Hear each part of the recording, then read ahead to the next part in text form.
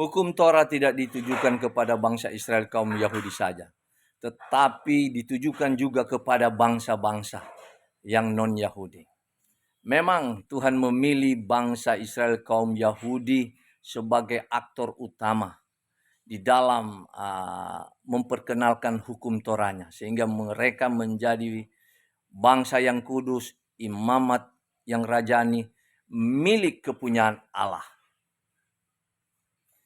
Jika kita mempelajari Torah, berbagai ketetapan, peraturan, perintah, dan ketetapan yang Tuhan perkenalkan kepada bangsa Israel.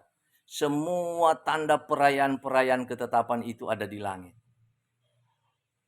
Jadi seluruh bangsa pun secara universal menyaksikan tanda kebesaran di langit, yaitu siklus bulan di dalam 7 hari raya perayaan bangsa Israel kaum Yahudi. Artinya apa?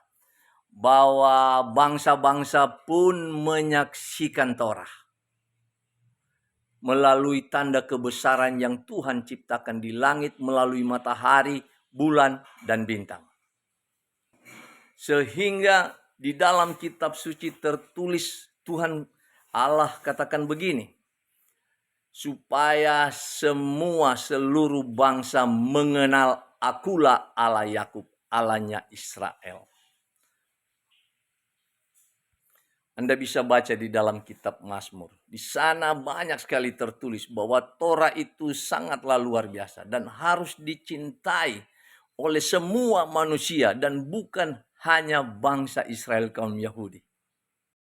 Bahkan di dalam Yesaya 56 ayat 1, 2, 6 dan 8 di sana tertulis bahwa setelah anak manusia, ini adalah Yesua, selesai melaksanakan keselamatan yang dinubuatkan itu terjadi di salib Golgota, maka semua orang asing akan bergabung menguduskan Sabat dan memanggil nama. Di situ disebut nama Tuhan huruf besar, artinya nama Allah Bapa YHWH. Dan mereka semua akan berpegang di dalam perjanjianku, perjanjian Tuhan. Dan mereka bangsa asing non-Yahudi akan digabungkan terhimpun dengan bangsa Israel kaum Yahudi sebagai umat pilihan Tuhan.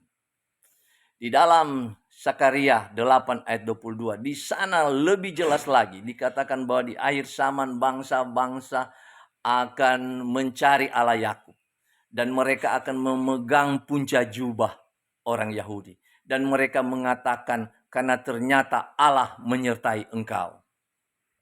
Bahkan di dalam Yohanes 4 ayat 22, Yesua mengatakan, kamu menyembah yang tidak kamu kenal, tetapi kami menyembah yang kami kenal, sebab keselamatan datang dari bangsa Yahudi. Kalimatnya tertulis keselamatan datang dari bangsa Yahudi, bukan berarti keselamatan hanya datang dari seorang Yahudi.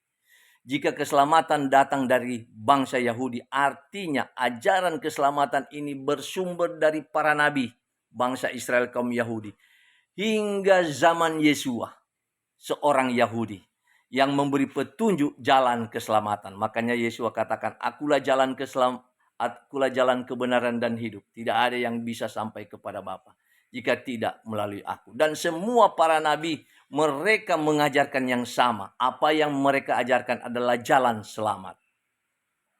Maka saya mengajak Anda, mari jangan membenci Torah, tetapi belajarlah membuka hati untuk mencintai Torah. Memang selama ini Anda diajarkan oleh gembala-gembala bayaran, gembala-gembala upahan untuk menolak Torah, meniadakan Torah. Ingat bahwa Tuhan hanya membuat perjanjian baru dengan bangsa Israel kaum Yahudi. Dan itu tertulis di dalam Yeremia 31 ayat 31 sampai 33. Jadi Tuhan tidak pernah membuat perjanjian yang baru, perjanjian damai dengan bangsa non-Yahudi, tetapi hanya membuat perjanjian dengan bangsa Israel kaum Yahudi. Sehingga bangsa-bangsa non-Yahudi diajak untuk bergabung, sehingga keselamatanmu bersumber dari ajaran bangsa Israel kaum Yahudi. Saya bersyukur mengenal pengetahuan iman ini. Anda juga bisa nonton video saya tentang perang air saman Gog dan Magog. Hal ini belum terjadi dan akan terjadi di air saman. Yang intinya begini. Janganlah Anda memiliki roh Gog dan Magog. Karena roh Gog dan Magog adalah roh anti-Yahudi, roh anti-Torah, roh anti sesembahan Allah Bapa Yahweh yang akan binasa di lembah Kalayak Ramai Gog. Anda bisa baca itu di dalam Yehezkiel 39. Dan Anda bisa membacanya dari Yehezkiel 36, 37, 38, dan 39. Semoga video saya ini bisa menginspirasikan keselamatan Anda. Salam.